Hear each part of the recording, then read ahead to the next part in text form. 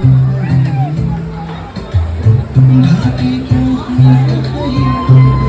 guys, my name is Khushi. सबैजना welcome Indian में बदलो अच्छा भी के चाहिए सब लोग क्या बुझे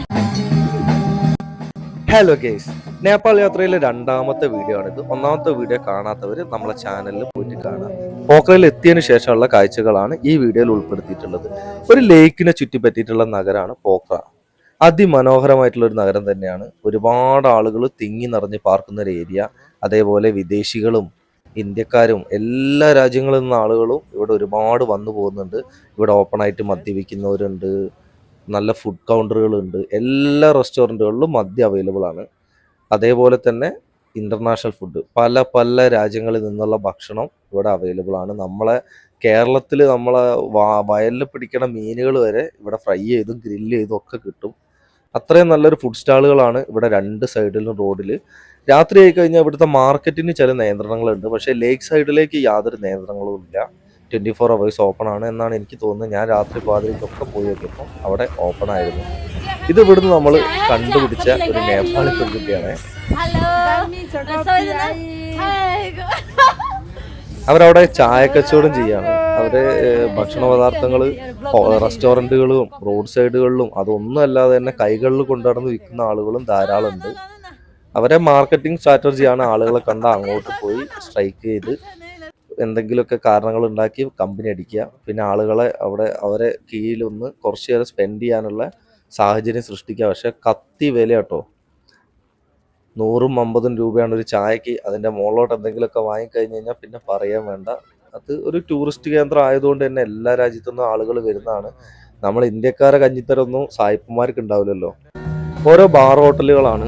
അവിടുത്തെ കസ്റ്റമേഴ്സിനെ എന്റർടൈൻ ചെയ്യിക്കാൻ വേണ്ടി അവർ വ്യത്യസ്ത തരം ആക്ടിവിറ്റീസ് അവിടെ ഒരുക്കിയിട്ടുണ്ട്. ചില സ്ഥലങ്ങളിൽ ഡാൻസ് ആണ്, ചില സ്ഥലത്ത് പാട്ട്, ചില സ്ഥലത്ത് ഗിറ്റാർ. അവർ ഒരുക്കുന്ന ആക്ടിവിറ്റീസിനെ ഡിപ്പെൻഡ് ചെയ്തിട്ടാണ് അവിടുത്തെ പ്രൈസ്. അതായത് 100, 200, 300 ഒക്കെ രൂപയ്ക്കും ബിയർ കിട്ടും, 500, 1000 രൂപയ്ക്കും ബിയർ കിട്ടും. ഇതൊക്കെ സെയിം ബ്രാൻഡും സെയിം സാധനമൊക്കെ തന്നെ ആയിരിക്കും. പക്ഷേ റെസ്റ്റോറൻറ്റിൻ്റെ ക്വാളിറ്റി മാറുന്നതിനനുസരിച്ച് അതിൻ്റെ പ്രൈസും മാറും. അതേപോലെ ഫുഡും അങ്ങനെ തന്നെയാണ്. ആസ്വദിച്ച് കഴിക്കുന്നവർക്ക് അതിൻ്റേതായിട്ടുള്ള വില കൊടുക്കേണ്ടി വരും. ഇത് നമ്മളെ ഹോട്ടലാണ്. 1000 രൂപയാണ് നമ്മൾ കൊടുത്തത് ഹോട്ടലിന്. അവിടെ തുണി അലക്കിയിടുന്ന ഏരിയ ആണ്. 1000 രൂപ എന്ന് പറഞ്ഞാൽ നേപ്പാളി 650 രൂപയുള്ളൂ കേട്ടോ. നമ്മൾ പകലിറങ്ങി നോക്കിയപ്പോൾ രാത്രി അടഞ്ഞു കിടന്ന ആ ഒരു മാർക്കറ്റിലുള്ള എല്ലാ കടകളും തുറന്നിട്ടുണ്ട്.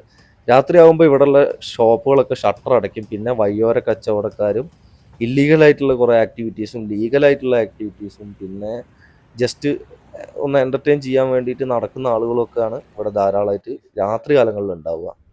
ഇത് അവിടുത്തെ ഒരു റെസ്റ്റോറൻ്റ് ആണ്.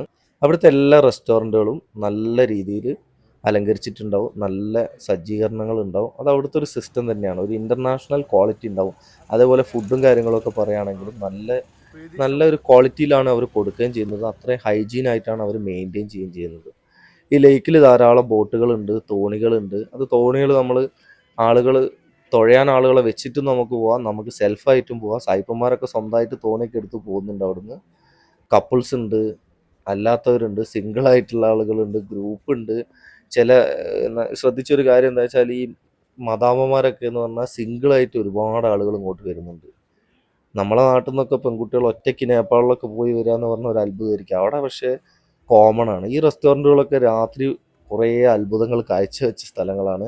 രാവിലെ ആ ഒരു മടുപ്പിലാണ്. ഇവിടുത്തെ ഒരു ജീവിതം എന്ന് പറഞ്ഞാൽ മൂങ്ങേനെ പോലെയാണ്.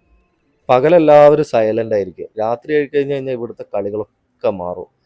പക്ഷെ എന്തൊക്കെ പറഞ്ഞാലും നല്ല ഒരു ബ്യൂട്ടിഫുൾ ആയിട്ടുള്ള പ്ലേസ് തന്നെയാണ്. അത്രയും മനോഹരമാണ് ഈ സ്ഥലങ്ങളൊക്കെ.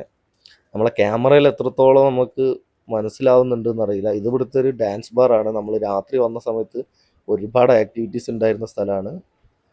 പകലതങ്ങനെ അടഞ്ഞു കിടക്കുക. കാരണം അവരെ ബിസിനസ് ഒരു വൈകുന്നേരങ്ങളിലൊക്കെയാണ് സ്റ്റാർട്ട് ചെയ്യാമെന്ന് എനിക്ക് തോന്നുന്നു. കാരണം അതിന് ശേഷം അവിടെ ആ ഒരു റഷ് ഉണ്ടാവുള്ളൂ. പിന്നെ നമ്മളെ ഇടയ്ക്ക് നമ്മളെ കയ്യിൽ നിന്ന് കുറച്ച് ആക്ടിവിറ്റീസൊക്കെ ഇട്ട് എൻ്റർടൈൻ ചെയ്തിട്ടുണ്ടായിരുന്നു അവിടുന്ന്.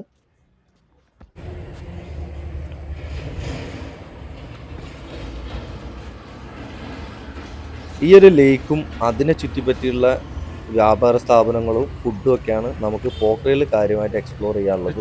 ഇവിടെ നമ്മളൊരു KFC ഒക്കെ കണ്ടെത്തിയിട്ടുണ്ടായിരുന്നു. പിന്നെ മദ്യങ്ങളും ഒരുപാടുണ്ട്.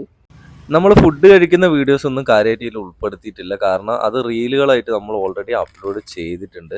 എന്നാൽ ഇതിൽ ആഡ് ചെയ്യാതിരിക്കാൻ പറ്റില്ല. എനിക്ക് അവിടെ ഏറ്റവും ലൈക്കായ ഒരു സാധനമാണ് പോർക്ക് ഗ്രില്ല് ചെയ്തത്. നമ്മളെ നാട്ടിൽ പോർക്ക് തന്നെ റെയറാണ്. അവിടെ ഗ്രില്ല് ചെയ്ത പോർക്ക് അടിപൊളി ഐറ്റമാണ്. പോർക്കും നൂഡിൽസും എനിക്ക് ഏറ്റവും ഇഷ്ടപ്പെട്ട കോമ്പിനേഷനാണ് അവിടുത്തെ. എല്ലാവരും ഇവിടെ വരുന്നുണ്ടെങ്കിൽ ഒന്ന് ട്രൈ ചെയ്യാം. ഇവിടെ തന്നെ നമുക്ക് ടിക്കറ്റ് എടുത്തു കഴിഞ്ഞാൽ 500 രൂപയ്ക്ക് ഒരു പാക്കേജ് എടുത്ത് ഇവിടുത്തെ അമ്പലങ്ങളും കാര്യങ്ങളൊക്കെ വിസിറ്റ് ചെയ്യാനുള്ള ഓപ്ഷൻ ഉണ്ട്. നമ്മൾ ഇവിടുന്ന് ബസ് കയറാൻ വേണ്ടി ടൂറിസ്റ്റ് കേന്ദ്രങ്ങളിലുള്ള ഏജൻസികളെ സമീപിച്ച് കഴിഞ്ഞാൽ ഡബിൾ ഫെയർ ആണ് അവർ ഈടാക്കുക. ഇപ്പോൾ പൃഥ്വി ചൗക്ക് എന്ന് പറയുന്ന ഒരു സ്ഥലമുണ്ട്. അവിടേക്ക് നമ്മൾ ലോക്കൽ ബസ് കയറി പോയി അവിടുന്ന് ഡയറക്റ്റ് നമ്മൾ ടിക്കറ്റ് എടുത്തതാണ്. ആ ടിക്കറ്റിന് 950 രൂപയാണ് ആയത്. പോക്രയിലാണെങ്കിൽ നമുക്ക് 1600 രൂപയൊക്കെയാണ് അവർ അതേ ടിക്കറ്റിന് പറഞ്ഞത്. ഇത് അതിലേറ്റവും പ്രീമിയം ആയിട്ടുള്ളൊരു ബസ് തന്നെയാണ് നമ്മളെടുത്തത്. AC സോഫ സീറ്ററൊക്കെ ഉള്ള ബസ്. അതിന് ഈ ഒരു ഫെയർ ആയിട്ടേ ഉള്ളൂ. കണ്ണ് കാണാത്ത ആൾക്കാർ ഒരു ബ്ലൂടൂത്ത് സ്പീക്കർ വെച്ചിരിക്കുന്ന ഇവിടുത്തെ ഒരു സിസ്റ്റമാണ്. ഈ സ്പീക്കറും പാട്ടും കേട്ടാലറിയാം അയാൾ അന്ധനാണ്. ആളുകളവിടെ പൈസയൊക്കെ കൊടുക്കുന്നുണ്ട്. അപ്പോൾ നമ്മളെ വീഡിയോസും കാര്യങ്ങളൊക്കെ കാണുന്നവർ നമ്മളെ സപ്പോർട്ട് ചെയ്യാൻ ശ്രമിക്കുക. പറ്റുമെങ്കിൽ ഒന്ന് ഷെയർ ചെയ്യുക, ലൈക്ക് ചെയ്യുക, കമൻറ്റ് ചെയ്യുക. Thank you for watching.